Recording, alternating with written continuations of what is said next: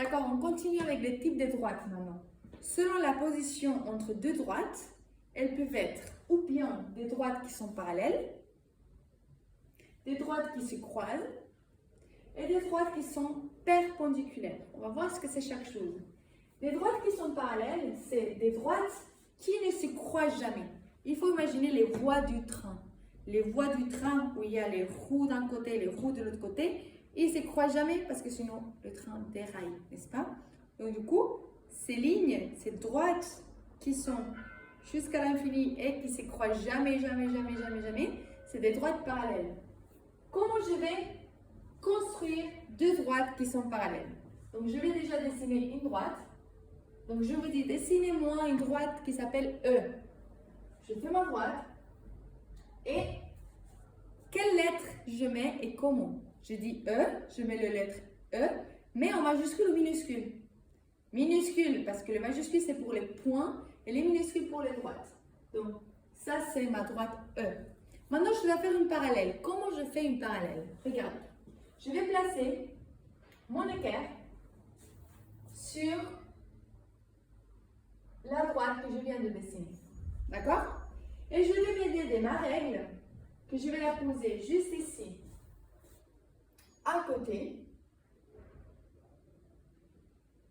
Voilà.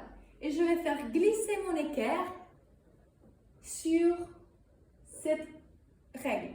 Et toutes les lignes, toutes les droites que je vais faire, il ne veut pas bouger. Toutes les droites que je vais faire en déplaçant ça, elles vont être parallèles à eux. Donc si je bouge un peu ça, voilà, je glisse. Ces droites que je refais ici, ça va être une droite qui est parallèle à eux. Je vais l'appeler par exemple F minuscule. Et ces deux droites sont parallèles. D'accord? C'est quoi deux droites qui sont séquentes? Deux droites qui sont séquentes, c'est deux droites qui se croisent. Tout simplement. Donc, je prends la règle, je fais une première droite, voilà, que je vais appeler H, minuscule, parce que c'est des droites. Et pour qu'ils se croisent, je vais prendre une autre droite.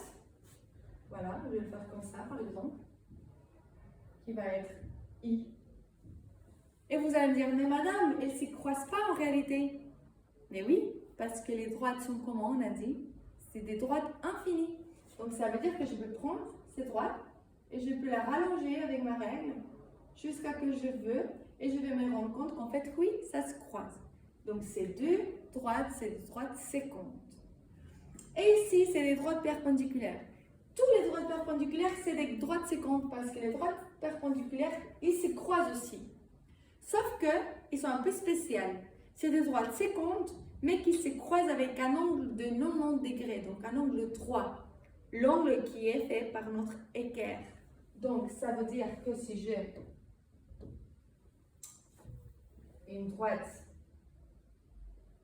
je vais appeler, par exemple, G, et je vais faire une perpendiculaire à G, je vais prendre mon équerre parce que c'est l'équerre qui va me dire où se trouve l'angle droit. Je vais le prendre, je vais faire plus petit.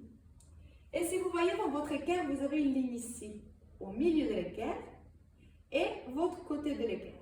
Cette ligne avec le côté de l'équerre, vous voyez, ça fait vraiment un angle droit.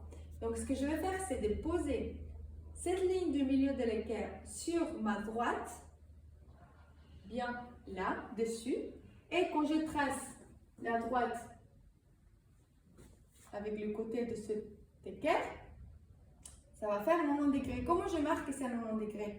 Avec un petit L, là, ça veut dire que c'est 90 degrés. Donc ça, c'est mon, on va dire la droite L, minuscule. Et c'est deux droites qui sont parallèles. D'accord?